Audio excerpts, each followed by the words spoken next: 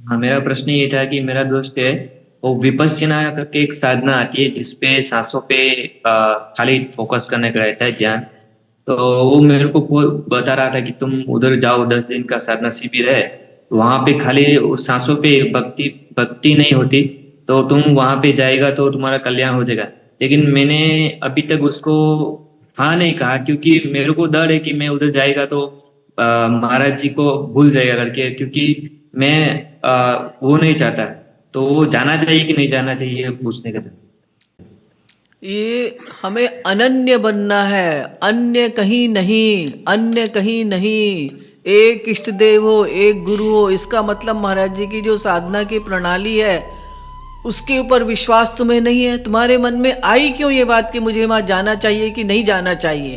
अरे कोई कुछ भी कहे, मान लिया कोई भगवत प्राप्त संत भी है, तो भी हमें एक टाइम में एक ही संत के शरणागत होना है। और फिर महाराज जी तो जगत गुरु उत्तम है, सब जगत गुरुओं के सिद्धांतों का उन्होंने समन्वय किया है। तो अपनी बुद्धि को ये कहो कि तुमने क्यों सुनी दोस्त की बात, क्यों इधर उधर की बातें सुनते हो?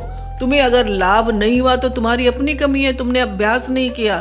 तो एक समय में तो एक ही संत के शरणागत होना होगा, इधर उधर की बातें नहीं सुननी, इधर उधर का अभ्यास नहीं करना।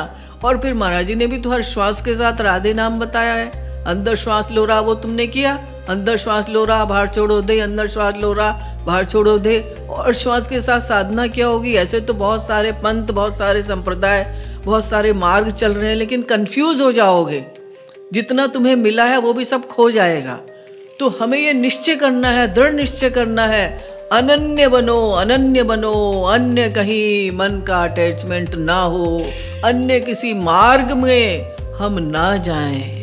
हम केवल सदगुरु के मार्गदर्शन में ही साधना करें, उनके सिद्धांतों को बार बार सुने।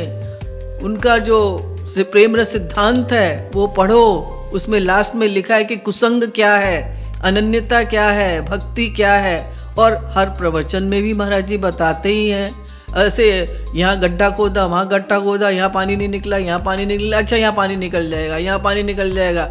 ऐसे गड्ढे खोदते खोदते पूरा जीवन व्यतीत हो जाएगा। तो एक किसी ने बताया इस रास्ते से जाओ, वहाँ चल पड़े, फिर उसने कहा नहीं उस रास्ते से जाओ, वहाँ चल पड़े, फिर उसने कहा इस रास्ते से जाओ। ऐसे लौटा फेरी में पूरा जीवन बर्बाद हो जाएगा।